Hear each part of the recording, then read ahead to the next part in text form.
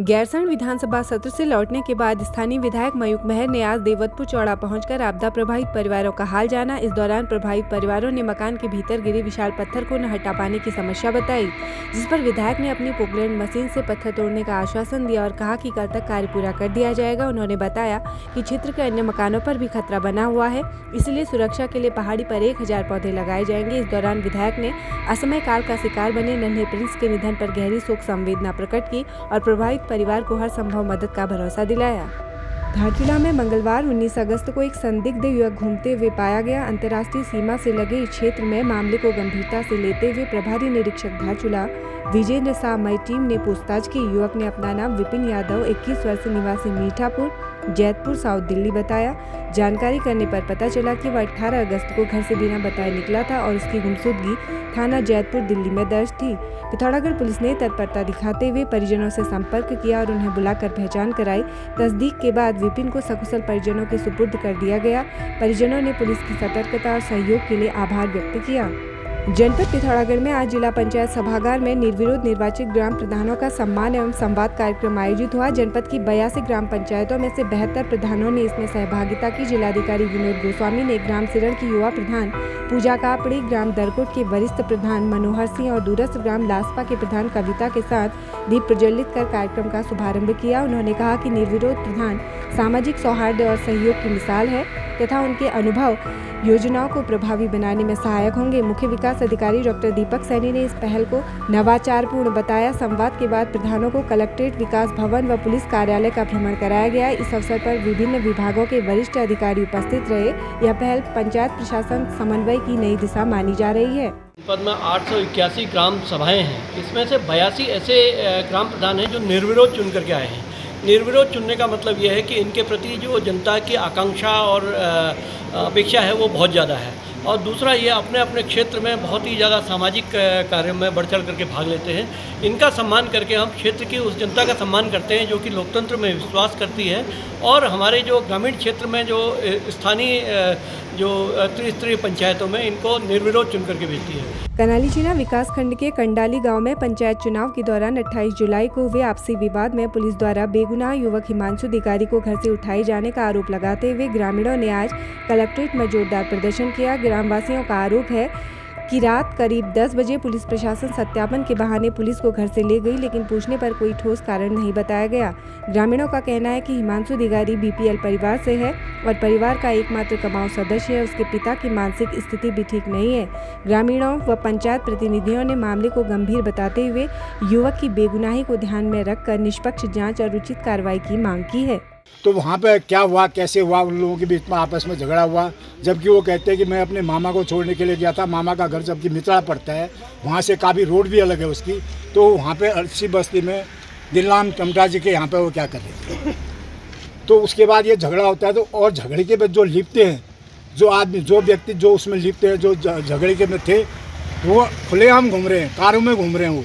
वो उनके साथ कुछ नहीं। और जो गरीब घर का परिवार का बच्चा जो विद्यार्थी है, पढ़ रहा है, जो भर्ती की तैयारी में लगा हुआ है, उसको उठा के जेल में बंद कर दिया है। अधिकारी की जो कि मेरा भाई है, बिना अरेस्ट वारंट के उसको घर से झूठ बोल के लेके गए हैं।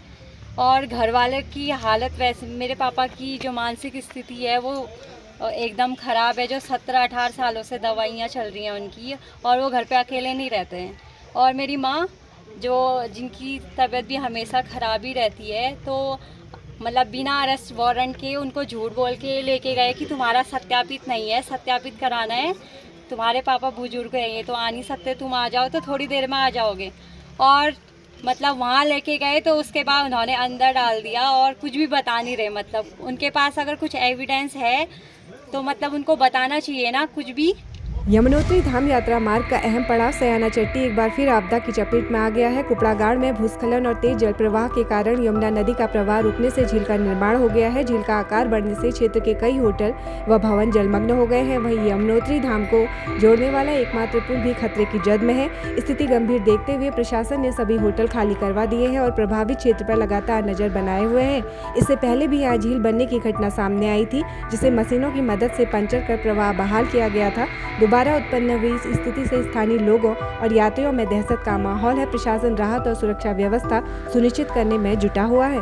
हिमालय मस्तक फाउंडेशन के अध्यक्ष एवं राज्य आंदोलनकारी बसंत भट्ट ने समाजसेवी मोहित बिष्ट को उनके उल्लेखनीय सामाजिक कार्यों के लिए सम्मानित किया। मोहित लंबे समय से शिक्षा, रोजगार और स्वच्छता पर जन जागरूकता अभियान चला रहे हैं तथा युवाओं को संगठित कर समाज हित में महत्वपूर्ण पहल कर रहे हैं। कार्यक्रम में अभिलाषा समिति अध्यक्ष डॉक्टर किशोर कुमार पंत, नन्ही चौपाल संस्थापक विप्लव भट्ट, महामंत्री किरण भट्ट सहित अनेक लोग मौजूद रहे। बसंत भट्ट ने कहा कि युवा ही राष्ट्र की शक्ति है। सम्मान पाकर मोहित ने इसे पूरे समाज का सम्मान बताते हुए सेवा जारी रखने का संकल्प लिया।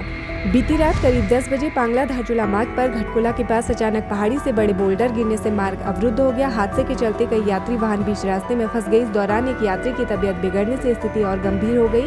सूचना मिलते ही कोतवाली धारचूला के प्रभारी निरीक्षक विजेंद्र शाह के नेतृत्व में उप निरीक्षक योगेश कुमार, कांस्टेबल पूरन सिंह सहित पुलिस टीम तत्काल घटना स्थल के लिए रवाना हुई। अंधेरे और कठिन परिस्थितियों के बावजूद पुलिस ने साहस और तत्परता का परिचय देते हुए सभी यात्रियों को सुरक्षित बाहर निकाला। बीमार यात्री को प्राथमिक उपचार उपलब्ध कराने के साथ सरकारी वाहन से सुरक्षित धारचूला पहुंचाया गया। सुरक्षित स्थान पर पहुंचकर यात्रियों ने राहत की सांस ली और पिथौरागढ़ पुलिस की संवेदनशीलता, त्वरित कार्रवाई और साहसिक प्रयास के लिए आभार व्यक्त किया। यह मानवीय पहल पिथौरागढ़ पुलिस की जनता की सुरक्षा और सेवा के प्रति अटूट प्रतिबद्धता को दर्शाती है। पौड़ी ब्लॉक के तलसारी गांव निवासी जितेंद्र सिंह उम्र 32 वर्ष पुत्र सतीश चंद्र ने मंगलवार सुबह अपने वाहन में गोली मारकर आत्महत्या कर ली। घटना से पहले उनका एक वीडियो सोशल मीडिया पर वायरल हुआ जिसमें उन्होंने अपनी मौत के लिए हिमांशु चमोली को जिम्मेदार ठहराया। जितेंद्र ने आरोप लगाया कि हिमांशु ने जमीन के सौदे के नाम पर उनसे 35 लाख रुपए कैश, मर्सिडीज कार, परिवार के लिए महंगे फोन और ऑफिस खुलवाने तक के पैसे लिए। वीडियो में उन्होंने मानसिक उत्पीड़न का जिक्र करते हुए कहा कि अब वह मजबूरी में यह कदम उठा रहे हैं। सूचना पर पुलिस मौके पर पहुंची। एसएसपी लोकेश्वर सिंह ने बताया कि आरोपी हिमांशु को गिरफ्तार कर लिया गया है और मुकदमा दर्ज कर जांच शुरू कर दी गई है। वीडियो में जितेंद्र ने 2 अन्य लोगों का भी नाम लिया है जिनसे एग्रीमेंट हुआ था। दोस्तों, मैं आपको एक ही चीज बताना चाहूंगा कि भानीवाला क्षेत्र के जितने लड़के हैं और मेरी तरह कोई भी लड़का है कि कोई हिमांशु चमोली के विश्वास में मत मर जाना। इस बंदे ने मेरी जिंदगी आज इस मोड़ पे ला गया कि मुझे इसकी वजह से आत्महत्या करनी पड़ गई। और मैं आप लोगों को बता दूं कि मेरी मौत का जिम्मेदार सिर्फ और सिर्फ हिमांशु चमोली है। इस आदमी ने मेरे से 35 लाख रुपए खा लिए, जो कि सारा पैसा कैश में खाया। मैं उठा के लाया मुकेश खंतवाल के डील और बाबा जी से। बाबा जी ने हंसराज बड़ोनी भाई को जो जमीन दिलाई थी, इस हिमांशु ने बोला था कि मैं उस जमीन का मैटर ओके करूंगा, ठीक है। और इसके भरोसे पे हमने जो पैसे उठाए लगातार वहां से, उन पैसों में इसने क्या करा मेरे साथ होशियारी, इसने वो पैसे वैसे नहीं हम मेरे से मांगे। इसने मेरे से पैसे मांगे न्यूज चैनल पोर्टल के नाम से। इसने मर्सिडीज ली, वो मर्सिडीज मैंने लेके दी इसे। ये एक ट्रांजेक्शन दिखा दे उस मर्सिडीज की कि मैंने 1 रुपए दिया उसको, ठीक है। इसकी वाइफ का फोन, इसका फोन, इसके छोटे भाई का फोन, सारे फोन 1.5 से 2 लाख रुपए के, ठीक है। इसने मेरे से बड़े तरीके से वो फोन मांगे, वो फोन लिए, ठीक है। उसके बाद इसने मुझे बोला एक न्यूज चैनल का ऑफिस खोलना है। न्यूज चैनल के पैसे भी मेरे से लिए, ठीक है। अब उसके बाद ऑफिस में जो पैसे लगे सारे पेमेंट मैंने इसका ऑफिस रेडी कराया। ऑफिस का किराए से लेके इसके ऑफिस में सैलरी से लेके सब मेरे थ्रू इसने दिलवाई।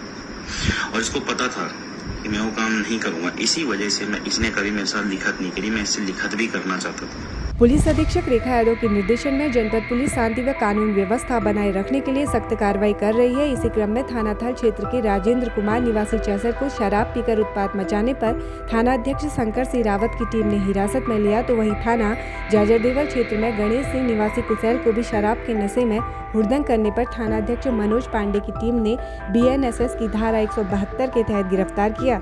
इसके अलावा पुलिस ने जिले भर में सघन चेकिंग अभियान चलाकर ट्रैफिक नियम तोड़ने व मिशन मर्यादा के तहत 126 लोगों के खिलाफ कार्रवाई की।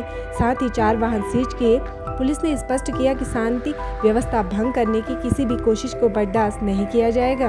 कलेक्ट्रेट सभागार में जिलाधिकारी विनोद गोस्वामी की अध्यक्षता में DLRC व RCT सलाहकार समिति की बैठक हुई। उन्होंने बैंकों द्वारा वित्तीय साक्षरता शिविर, डिजिटल बैंकिंग, CD रेशियो व ऋण वितरण की समीक्षा की और आवेदनों का शीघ्र निस्तारण सुनिश्चित करने को कहा। जिलाधिकारी ने पर्यटन, होटल, होम स्टे, कृषि, मत्स्य पालन व कंस्ट्रक्शन क्षेत्र में स्वरोजगार की अपार संभावनाएं बताते हुए युवाओं हेतु सेमिनार व बूट कैंप आयोजित करने के निर्देश दिए। गोटवैली योजना, फसल बीमा से किसानों को जोड़ने और वाइब्रेंट विलेज गुंजी दुक्तू में बैंक शाखा खोलने पर जोर दिया गया। अक्टूबर में होने वाले ऑल इंडिया फुटबॉल टूर्नामेंट के लिए बैंकों से सहयोग मांगा गया। बैठक में RBI, नाबार्ड, SBI, RCT, जिला उद्योग केंद्र सहित कई अधिकारी मौजूद रहे।